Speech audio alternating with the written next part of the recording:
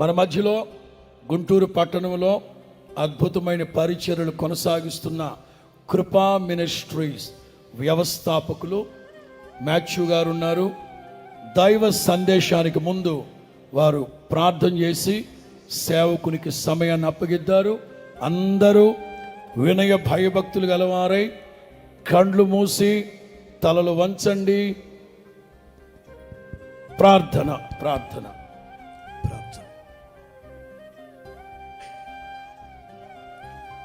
పరిశుద్ధుడు అయిన మా తండ్రి, అదృశ్య దేవుని స్వరూపుడు అయి ఉండి ఈ సర్వ సృష్టికి ఆది సంభూతుడిగా ఉన్న మా ప్రభువా,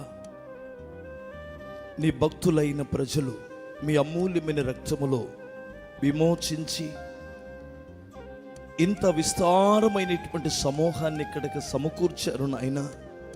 దైవ సేవకుని యొక్క కన్నీరు, ఆయన దర్శనానికి ప్రతిగా ఇంత సమూహమును మీరు వేలవేసి పిలిచినందులకు స్తుతిస్తున్నాను తండ్రి. గత 3 దినాలుగా చేరువచ్చిన సమూహముతో మీరు మాట్లాడుతూ వచ్చారు నాయన. కృతజ్ఞతాస్తుతులు చెల్లిస్తున్నాను. ప్రియమైన స్వామి, నీ దాసులని తల్లి గర్భములో ఉన్నప్పుడే ఏర్పాటు చేసుకొని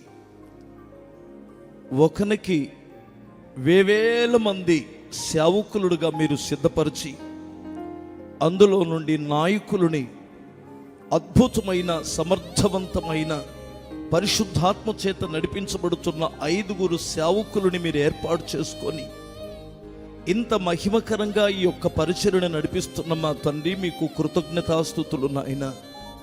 ప్రియమైన తండ్రి, ఈ సమయంలో నీ దాసులు రమేష్ అన్న గారు నీ పక్షాన నిలబడుచుండగా ఆయన కడుపులో నుండి జీవ జలపు నదులు పొర్లినట్లు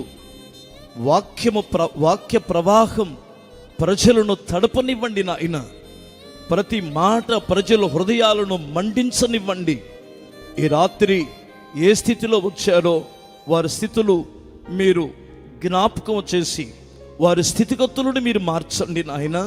కనికరం చూపండి. ఆ తర్వాత నిలబడుతున్న దైవ సేవకులని ఇంకా మీరు బలమైన అభిషేకముతో నింపి వాడుకోనండి.